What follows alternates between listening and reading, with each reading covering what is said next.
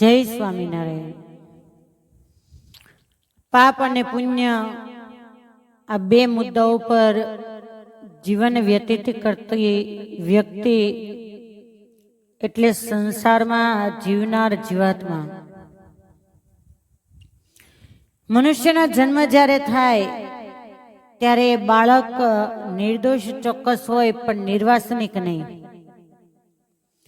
કંઈક વાસનાઓ કંઈક ઈચ્છાઓને આધીન થઈ અને આ ભવાટવીમાં જીવાત્મા ભટકતો હોય છે। જ્યારે મનુષ્યનો જન્મ મળે, કોઈ સારા સંતનો યોગ થાય, સજ્જન પુરુષનો યોગ થાય તો એ જીવાત્મા પુણ્યશાળી બને છે। પરંતુ મનુષ્ય જન્મ મળ્યા પછી જો કોઈ અનીતિ કરનાર પાપી લોકોનો સંગ થાય તો પુનઃ એ જન્મ મરણના ચક્રાવામાં જન્મ ધારણ કરે છે, મૃત્યુ પામે છે, જન્મ ધારણ કરે છે ને મૃત્યુ પામે છે। અતિ દુર્લભ છે માણસનો જન્મ, અને એ મનુષ્ય દેહ કરી આપણે હિન્દુ સંસ્કૃતિના જે ધર્મશાસ્ત્ર એ જીવાત્માને પરમાત્માના ધામ સુધી પહોંચાડવા માટે કેટલાય સરળ ઉપાયો બતાવ્યા છે। ભગવાનનું ભજન કરવા માટે ચાતુર્માસ હોય, અધિક માસ હોય, અનેક તીર્થ પર્વો હોય, તિથિઓ હોય, એ દિવસે આપણે પુણ્યદાન કરતા હોય છે, કંઈ સત્કર્મ કરતા હોઈએ, યજ્ઞ યાગાદિ કરતા હોઈએ, ઉપવાસ કરતા હોઈએ, જેથી કરી અને ભગવાન રાજી થાય અને ભગવાનના ધામ સુધી આ જીવાત્મા પહોંચી શકે। એ મહિનો અતિ મહાન પર્વ જેને કહી શકાય, પાપ નાશ કરનાર પરિબળ જેને કહી શકાય, જીવાત્માને સરળ રીતે પાપમાંથી મુક્ત કરનાર સોપાન જેને કહી શકાય, એ કે ગંગા દશેરા। દશેરા કહેતા 10 અને હર કહેતા હરવું, નાશ કરવું। 10 પ્રકારના જે પાપ કાયિક, વાચિક અને માનસિક, એ પાપમાંથી જીવાત્માને મુક્ત કરનાર અતિ પવિત્ર એ સોપાન એટલે ગંગા દશેરા, જેને આપણે જેઠ સુદ પ્રતિપદા પડવાથી દશમ સુધીના 10 દિવસો એને પવિત્ર માનવામાં આવે છે। કેમ કે જેઠ સુદ પ્રતિપદાને દિવસે આ પૃથ્વી પર અનેક જીવાત્માને પાપમાંથી મુક્ત કરનાર અતિ પવિત્ર અને પાવનકારી એવી મા ગંગાનું એ દિવસે પ્રાગટ્ય થયું હતું, જેના ઉપલક્ષમાં 10 દિવસ જીવાત્મા પવિત્ર તીર્થક્ષેત્રોમાં, પવિત્ર નદીઓમાં, સમુદ્રમાં, વાવ, કુવા, તળાવ એમાં સ્નાન કરતા હોય છે। ગંગાજીનું પ્રાગટ્ય આ પૃથ્વી પર થયું આપણે સૌ કોઈ જાણીએ છીએ કે સૂર્યવંશમાં પૂર્વે સગર મહારાજા થઈ ગયા, જેમને 2 રાણી હતી, એકનું નામ સુમતિ અને બીજી રાણીનું નામ હતું કેશિની। સુમતિને અસમંજસ નામના પુત્ર અને કેશિનીને 60,000 પુત્ર હતા। શ્રીમદ ભાગવત મહાપુરાણમાં આ કથા અતિ વિસ્તારથી વર્ણન કરવામાં આવી છે। 60,000 દીકરા કે અસમંજસ, એના થકી સગર મહારાજાને સુખ નહોતું, કેમ કે પોતાના પિતા જે નીતિમત્તાના માર્ગે ચાલી રહ્યા છે એનાથી વિરુદ્ધ પોતાના પુત્રોનું વર્તન હતું। પરંતુ અસમંજસ છે એના પુત્ર અંશુમાન અતિ વિવેકી, સત્યવાન, નીતિમત્તાને આધીન, વડીલોનો આદર કરનાર, ભૂદેવોને નમસ્કાર કરનાર, ભૂદેવોને પૂજની માનનાર એવા અતિ ગુણવાન એ અંશુમાન થયા। અસમંજસને સગર મહારાજાએ દેશ નિકાલ કરી દીધો હતો, એનાથી ત્રાસીને અને એના પૌત્ર જે અંશુમાન એને પોતાના રાજ્યના ઉત્તરાધિકારી બનાવ્યા હતા। એ અરસામાં સગર મહારાજાએ જ્યારે અશ્વમેધ યજ્ઞ કર્યો અને એના અશ્વને જ્યારે છૂટો મૂકવામાં આવ્યો, એ વખતે ઇન્દ્ર છે ને ભય કે કદાચ મારો સ્વર્ગ લઈ લેશે, તો ઇન્દ્રએ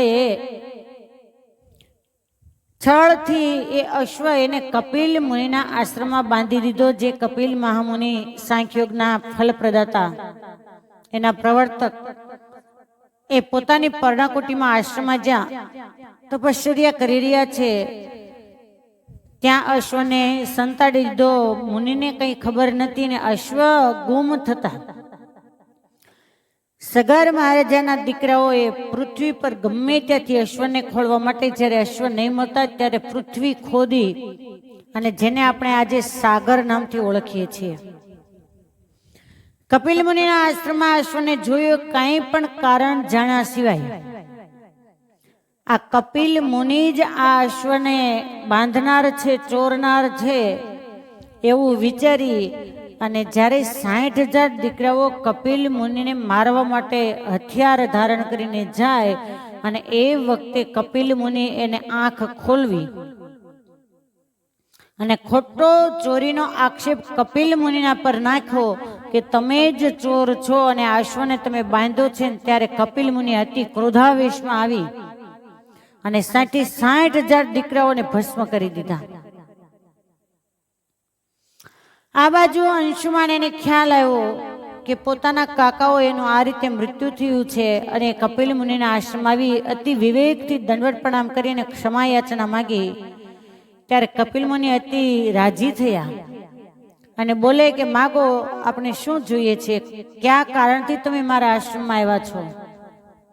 ત્યારે અંશુમાને હાથ જોડીને વિનંતી કરી કે મારા દાદાજીનો યજ્ઞ અધૂરો છે, મારા કાકા એના અવિવેકના કારણે આ રીતે તમારા દ્રોહ કરવાથી રાખના ઢગલા થયા છે, પરંતુ યજ્ઞ પૂર્ણ થયા બાદ મારા કાકાઓને મુક્તિ કઈ રીતે મળે એ ઉપાય આપ કહો. ત્યારે કપિલ મુનિએ કહ્યું કે જો ગંગાજીને આ પૃથ્વી પર લાવવામાં આવે ને ગંગાજી એના ઉપરથી પસાર થાય તો એને મુક્તિ મળે. અંશુમાન પાછા ગયા, યજ્ઞ પૂર્ણ કર્યો અને પછી ગંગાજીને પૃથ્વી પર લાવવા માટે ઘોર કઠોર તપશ્ચર્યા કરી.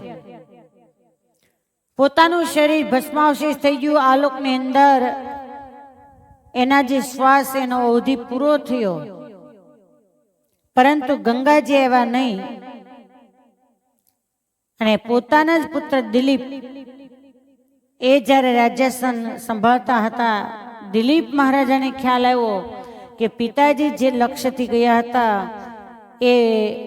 એને સફળ નથી કરી શક્યા અને એ વખતે દિલીપ મહારાજા એમણે પોતાના પુત્ર ભગીરથ એને રાજ્ય સોંપી અને પોતાના પિતાનો સંકલ્પ પૂરો કરવા માટે એ પણ તપ કરવા માટે ગયા. દિલીપ મહારાજાનું જીવન પણ પૂરું થઈ ગયું છતાં પણ ગંગાજી પ્રસન્ન થયા નહીં અને ત્યારે ભગીરથ મહારાજા એ પણ પોતાનું રાજ્ય છોડી અને તપ કરવા માટે ગયા.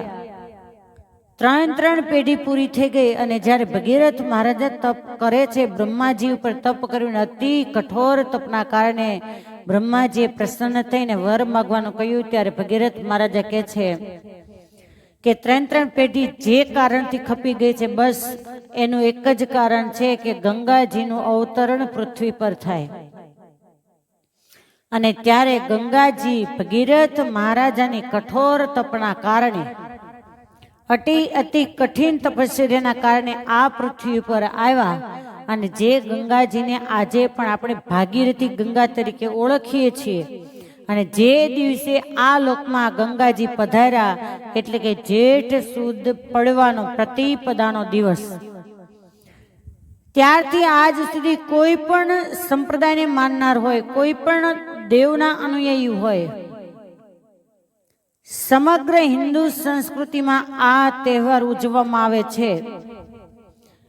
અને એમ કહેવાય કે ગંગા દશેરાના દિવસે 10 દિવસ જે વ્યક્તિ સમુદ્ર હોય, નદી હોય, તળાવ હોય, વાવ હોય, કુવાઓ હોય,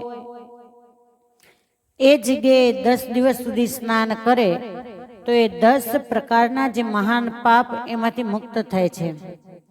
એ 10 પ્રકારના પાપ એને 3 પ્રકારે વહેંચવામાં આવ્યા છે, 3 ભાગમાં: શારીરિક, માનસિક અને કાયિક, કેતવાણીથી થનારું.